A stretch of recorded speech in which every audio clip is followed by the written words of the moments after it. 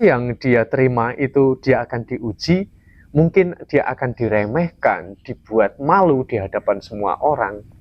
Nah, dia bisa mengubah suratannya tersebut, sehingga rezeki itu akan mengalir dengan sendirinya.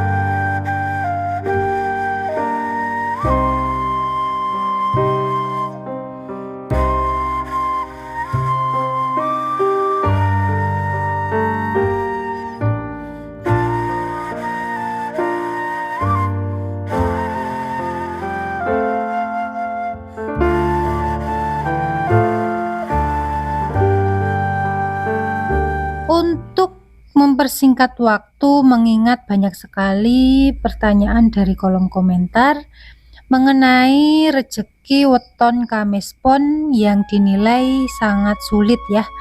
Mungkin bisa dijabarkan dari pandangan Mas menurut Primbon Jawa? Nggih. Matur sembah nuwun Mbak E. Dalam primbon Kamis Pon itu kan memiliki neptu yang berjumlah 15. Memang ada dua faktor yang mendominasi menurut ilmu titen Jawa. Kamis Pon itu memang bisa mudah rezekinya dan memang bisa sangat memprihatinkan sekali.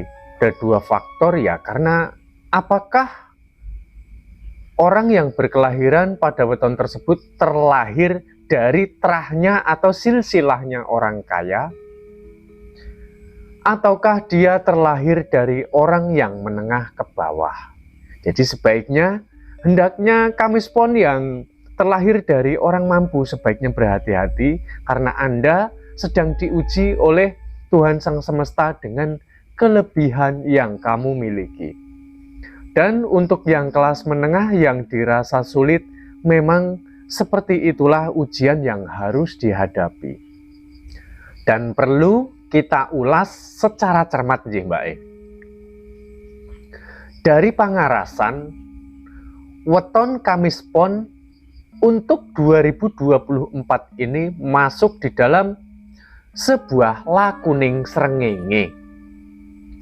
Lakuning srengenge adalah gambaran atas perwatakannya, bahwa dia yang gemar mencerahkan bagaikan pelita matahari, dapat menyenangkan ataupun membahagiakan hati siapapun yang dia tuju. Nah, itu adalah sesuatu hal yang sangat mulia. Jika ingin kembali ke dalam jati diri, maka kembalilah ke dalam lakuning srengenge, sebagaimana yang dapat menghangatkan, dapat menyehatkan, dapat memberi pencerahan, dapat menjadi cahaya bagi orang yang sedang dilanda oleh gelap gulita.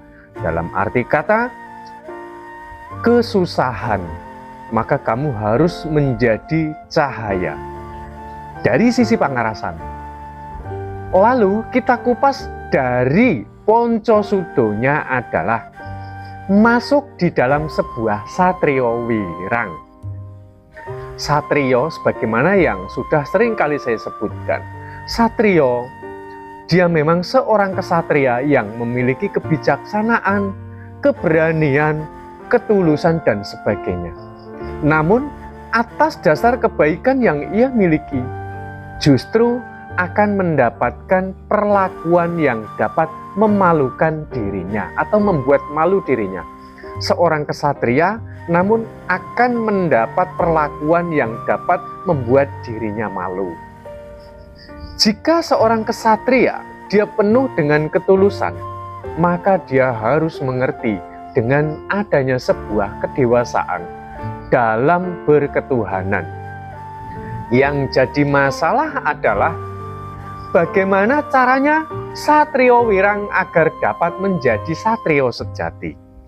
Maka dia harus kembali ke dalam pangarasanya, kembali ke dalam jati dirinya. Namun perlu membutuhkan sebuah landasan, yaitu keikhlasan. Sebab orang yang betul-betul ikhlas itu berarti dia sudah sampai terhadap Tuhan. Jika dengan adanya perilaku-perilaku baik, dia masih mengharap sanjungan, masih mengharap pengen terlihat berjasa, pengen terlihat wah, itulah artinya dia belum memiliki adanya sebuah keikhlasan.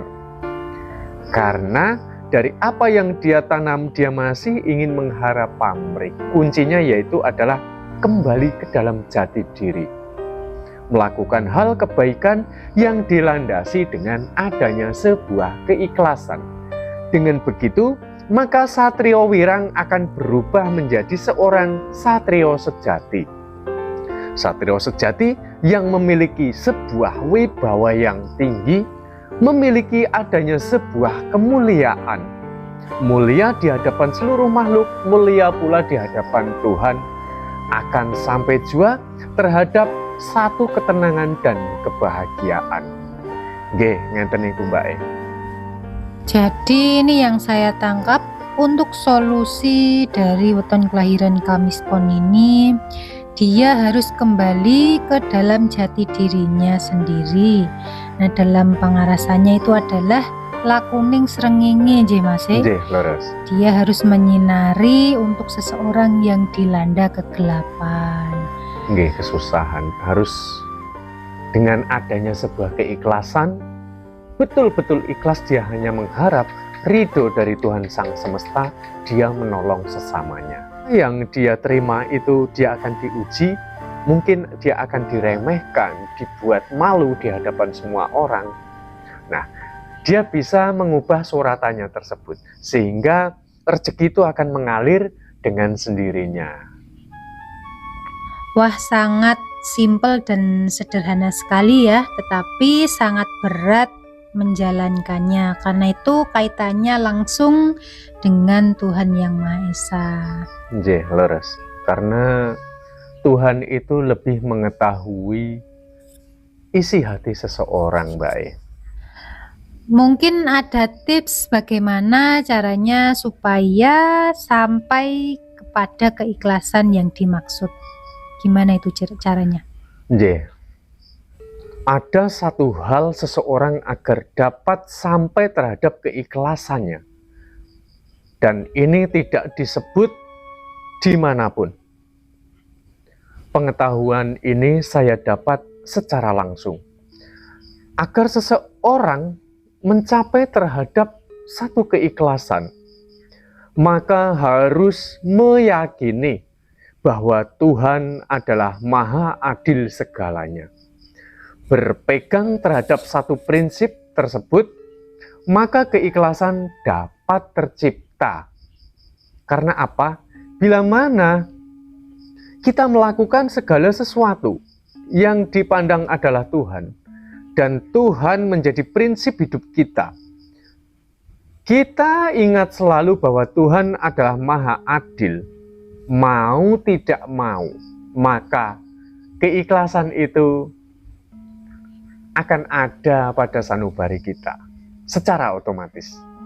Tidak cukup sampai di situ, dengan mengingat atau mengimani bahwa Tuhan itu Maha Adil, maka juga akan dapat menimbulkan rasa kesabaran. Maka dari leluhur ataupun kakek nenek kita terdahulu, manusia di dalam menjalani hidup, kuncinya itu haruslah ikhlas dan sabar. Mbak pernah dengar kalimat tersebut kan? Nggih. Ya, kalau berkaitan dengan hal-hal yang lain, manusia harus bekerja, manusia harus ini, harus itu adalah buah pemikiran. Bagaimana kita mengembangkan rasa syukur kita, karena kita diberi akal yang sehat, diberi perasaan yang kuat, maka kita, ya, cara penjabarannya seperti itu, kita harus kerja, harus melakukan semuanya. Dan tetapi pondasinya, pondasi hidup itu adalah ikhlas. Dari ikhlas menimbulkan rasa sabar. Jika seseorang sudah sampai terhadap hal tersebut, maka dalam berketuhanan sudah dapat saya pastikan dan saya berani menjadi jaminannya bahwa dia sudah mencapai ke dalam tahap kedewasaan di dalam berketuhanan. Ya, ngoten niku. Mbak E setuju dengan kalimat ini? Setuju. Nah, tadi saya mendengar katanya untuk kelahiran Kamis Pon ini dia yang terlahir sebagai orang yang dikatakan kaya, dia cenderung diuji dengan apa yang dia miliki atau hartanya ya. Nggih, Mungkin bisa dijabarkan menurut Primbon Jawa itu seperti apa? nggih, leres. Saya rasa sebuah kepercayaan maupun agama apapun setuju dengan hal ini. Jika manusia diberi kelebihan rezeki, maka Tuhan sedang menguji dirinya. Ngeten niku Mbak E. Apakah dia mampu membawa anugerah titipan yang diberikan oleh Tuhan Sang Semesta? Dikasih rezeki yang lebih di atas rata-rata. Akankah membuat dirinya lupa, membuat dirinya sombong, membuat dirinya pelit, membuat dia diperbudak oleh keduniaan, lupa terhadap Tuhan? Jikalau tidak, dia mampu membawa amanah tersebut, maka saya yakin Kamis Pon yang terlahir dari sebagai orang mampu, dia pun akan sampai terhadap kebahagiaan dan kemuliaan. Bahkan dia akan selamat di dunia dan di alam selanjutnya, akan dimudahkan segalanya. Namun, jikalau dia menjadi sombong, takabur dan sebagainya, dari kebalikan sifat baik yang sudah saya ungkapkan, maka bersiap-siaplah untuk mendapat hukuman atas kelebihannya sendiri. Nah, sebab dari itu, marilah menjadikan kontrol bagi kita semua.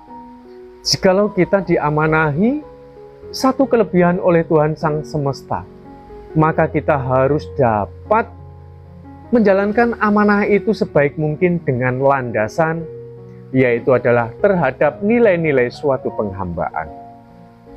Saya rasa ini dapat lebih mendewasakan, karena dari apa yang saya ungkapkan, bagi saya ini adalah ilmu keselamatan, ilmu kenikmatan, selamat di dunia ini, mendapat nikmat di dunia ini, tercukupi di dunia ini, dan di alam selanjutnya.